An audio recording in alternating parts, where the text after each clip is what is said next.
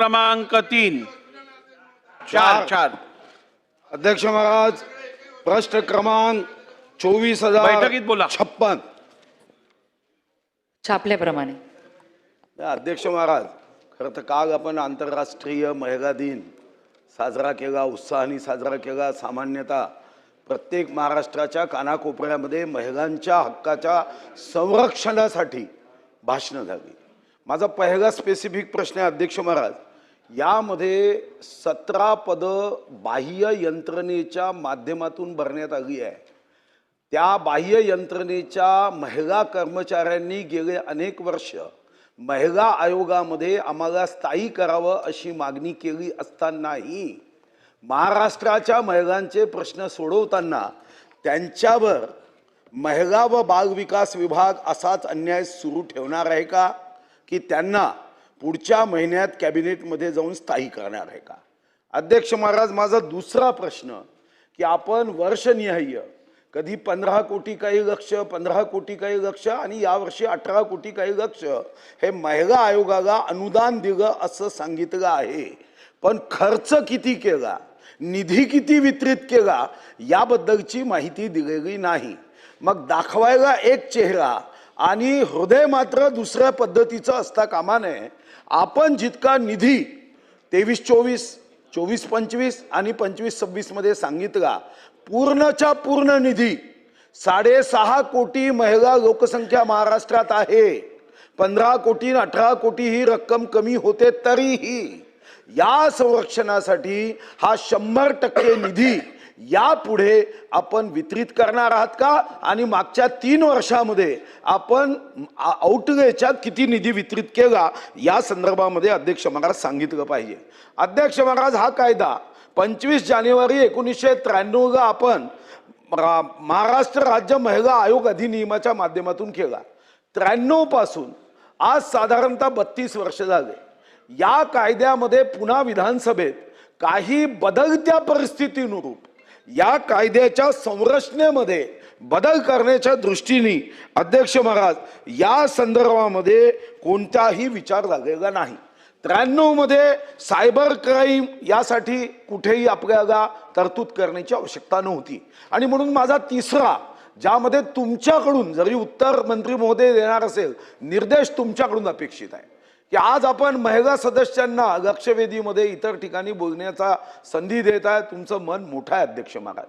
आज महिला आमदारांची एक समिती 25 जानेवारी 1993च्या या कायद्याच्या संदर्भात पुन्हा एकदा विश्लेषण, विचारमंथन आणि सूचना करण्यासाठी केले पाहिजे. कारण जेव्हा हा कायदा केला तेव्हा डिजिटल आणि सायबर गुन्ह्यासाठी विशेष अधिकार कोणताही दिलेला नाही. निर्णय क्षमतेमध्ये वाढ होण्यासाठी सुमोटो चौकशीचे आदेश देण्याच्या मर्यादा आहे.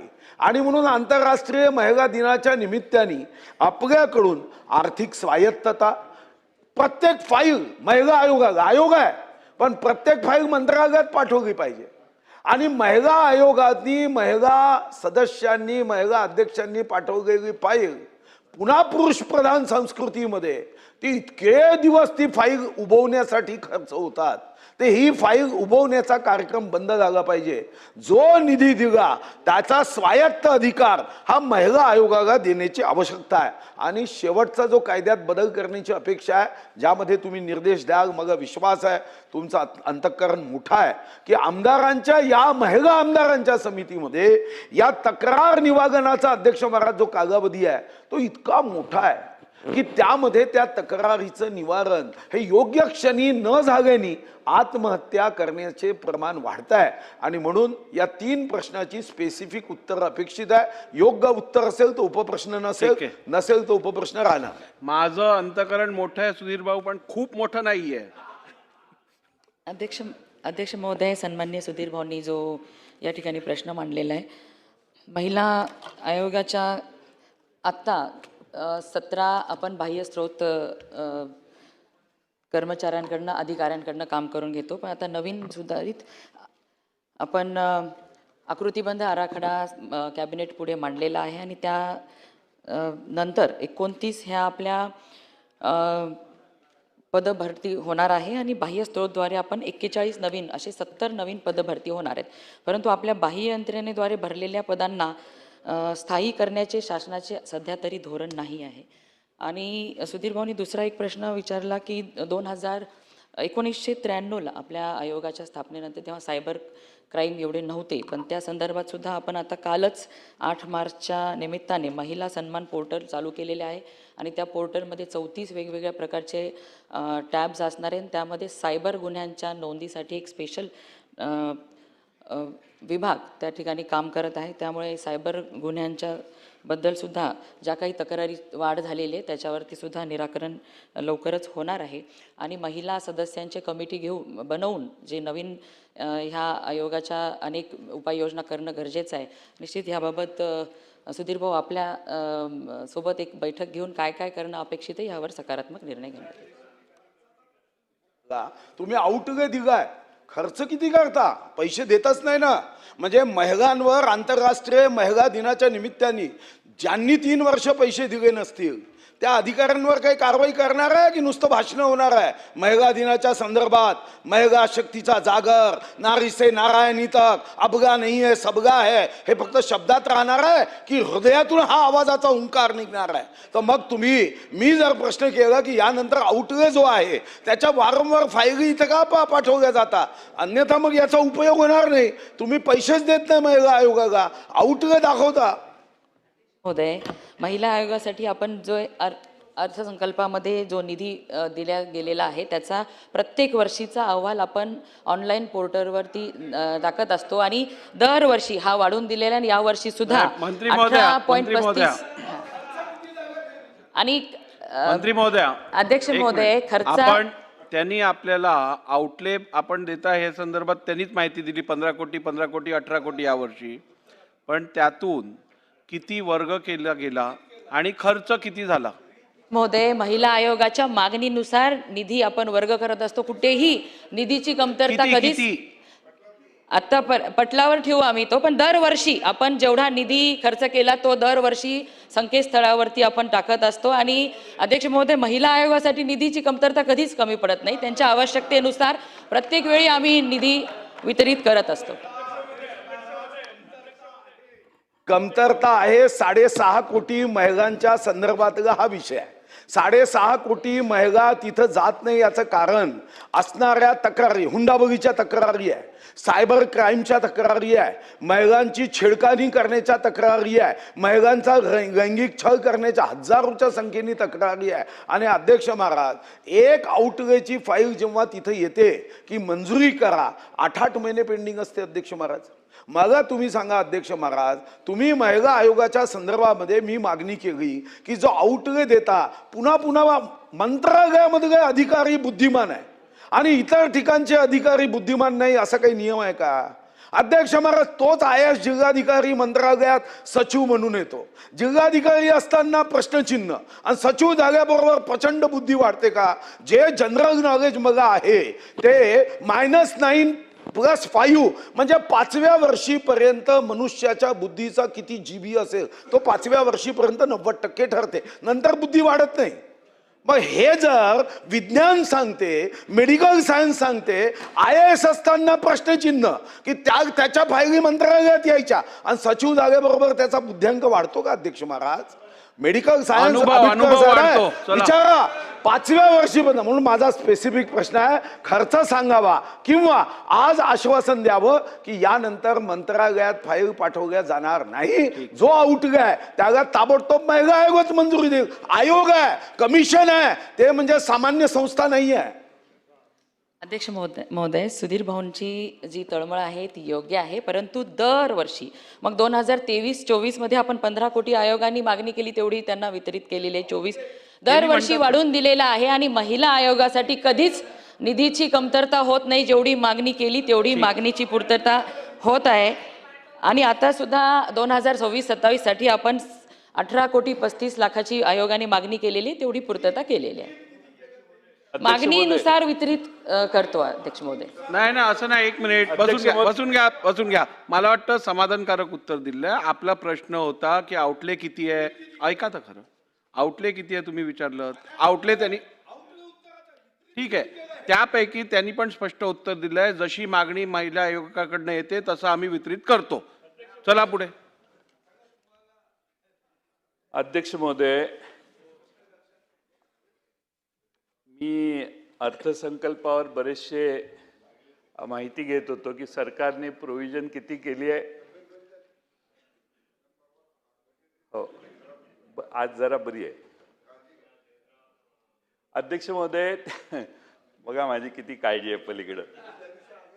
अध्यक्ष महोदय, मी अर्थसंकल्पाची माहिती गेले 2-3 दिवस घेत होतो, किती सरकार दाखवतं आणि किती पैसे खर्च करतं. तर यामध्ये ह्यांच्या पोर्टलवरच आकडेवारी आहे. मंत्री महोदयांनी खरं म्हणजे मगाशी सांगितलं की 23-24ला 15 कोटी रुपये दिलेले आहेत. जेवढा आउटले कधी तयार होतो, मागणी आली की आउटले तयार होतो. बरोबर आहे. आता मंत्री महोदय मगाचपासून उत्तर देत आहेत की मागणी केली तर आम्ही पैसे देतो. हे टोटली रॉंग आहे. मंत्री महोदय चुकीचं उत्तर देत आहेत. आउटले मागणी केल्यामुळे झाला. आउटलेला मंजुरी दिल्यानंतर रिलीज किती केला हा माननीय मुनगंटीवार साहेबांचा प्रश्न आहे. जयंत पाटील साहेब, मी आकडे सांगतो, आपल्याला आकडे सांगतो. 23-24ला 15,08,00,000 रुपये आउटले होता. ह्यांनी 4,63,00,000 रुपये दिले. 24-25ला आउटले होता 15,28,00,000, यांनी 5,83,00,000 दिले. 25-26ला आउटले होता 18,09,00,000, यांनी 6,71,00,000 दिले. ही खरी फॅक्ट आहे. अध्यक्ष महोदय, आज राज्यामध्ये एवढा महिलांच्या विरोधात आम्ही 3-4 वेळा भाषणं केली आहेत. महिलांच्या विरोधी क्राईम वाढायला लागला आहे. सायबर क्राईम प्रचंड वाढतोय. महिलांना सायबरवरून अतिशय टोकाच्या अश्लील अशा विधानं केली जातात. आणि अध्यक्ष महोदय, यंत्रणाच नसेल तर मग आपण महिलांच्या बाबतीत प्रोटेक्शन देण्याचा एक प्लॅटफॉर्म वीक करतोय. आणि म्हणून आपण आता निर्देश द्यायला हरकत नाही, मगाशी नाही दिले तरी. मन मोठं आहे का नाही याच्याशी माझा काही संबंध नाही. तुमचं मन किती मोठं आहे मलाच जवळून माहिती आहे. त्यामुळे मी त्याच्यावर मोठंच आहे, त्याबद्दल काय ऑब्जेक्शन नाही. तर आता मोठं विस्तारित मन करून तुम्ही मंत्री महोदयांना निर्देश द्या. तुमच्याबद्दल विस्तारित मन करण्यात मला अडचण नाही. सुधीर भाऊंबद्दल विचार करायला लागेल.